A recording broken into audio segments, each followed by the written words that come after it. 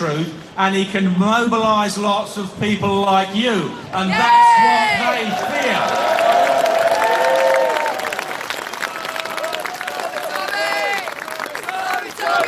Tommy Robinson!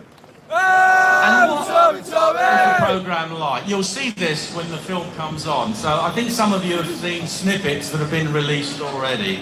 And my favourite one is when John Sweeney sums up his attitude and the attitude of the elite at the BBC when they describe a white working class man as akin to a cannibal or a creature from outer space.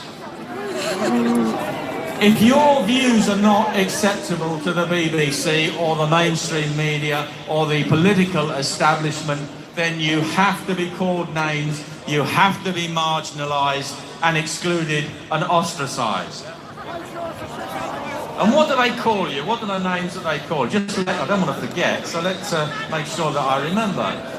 If you want your country to be an independent, democratic nation state that must leave the European Union in order to restore that status, you are far right.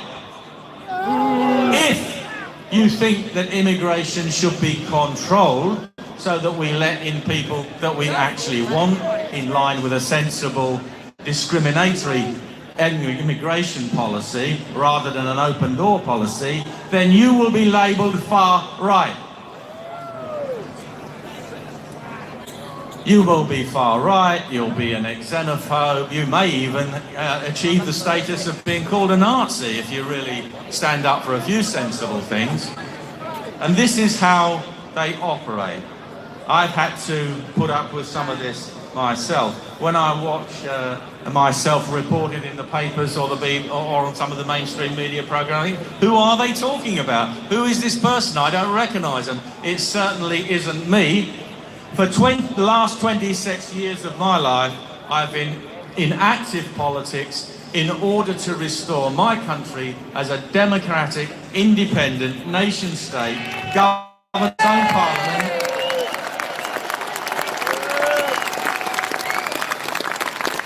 under its own laws, by politicians that we elect and with governments that we can sack. And this day and age, you now are in danger of being called far right if you stand up for something as basic and as democratic as that.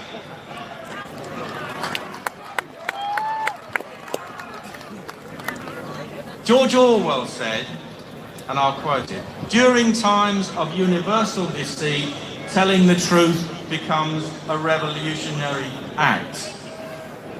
You are now revolutionaries, and all the people that vote for UKIP up and down the country and who believe similar things that we do, basic, ordinary, sensible things, you are now revolutionaries because the world has been stood on its head. And we are supposed to accept a diet of nonsense, absurdities and insanities every day because that's what is being dictated to us by our political and mainstream media establishment. And the BBC now stands for, well, it stands for many things, and we could have a competition to come up with the best one, but my working title is the Bias Broadcasting Corporation. And you're being forced to pay for this propaganda through the licensing. BBC gets about 3.2 something billion per year from the taxpayer, whether you like it or not. If you have a television set and you watch it, you're supposed to have a licence fee, or have got a licence and pay for it. They also get millions of pounds every year, I don't know whether you knew this, from the European Union. Now, that millions of pounds, it's true, is a drop in the ocean of the BBC's budget, but they still get money from the European Union, which they don't have to account for, and which people have only found out about because they put in Freedom of Information Acts. Otherwise, you wouldn't even know. So there you have an organisation that in its charter says it must give impartial, fair political reporting, taking money from a political organisation, which then the BBC says we shouldn't leave. Or if it doesn't say it directly, it certainly infers that in the endless stream of propaganda telling us why Brexit won't work and can't work. And they're not alone in that. Let's not just single out the BBC. Sky do it relentlessly every day. Channel 4 do it relentlessly every day. ITV do it.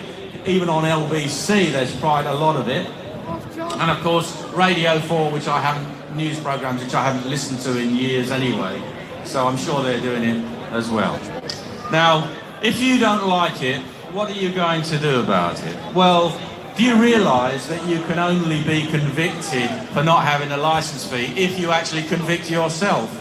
Now, if you have a television set in your house and you never watch it, or you only watch CDs, should the television licensing man turn up on your doorstep, the only way you can be convicted of not having a licence is to admit that you've been watching broadcast television programmes, which I'm sure you wouldn't do, would you? I'm sure most of you have got a TV that you just use for watching CDs and DVDs.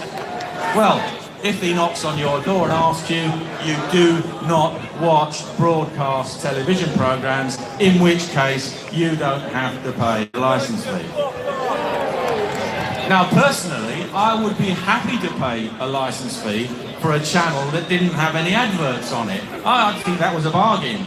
But I don't want to pay a licence fee, and I'm forced to, because, in order to listen to a diet of propaganda contrary to my own political views. I actually used to respect the BBC, I don't anymore, because it used to have quality broadcasting on news and current affairs. And there are still people there, they're not all bad. You've got Andrew Neil, you've got other people who are fair.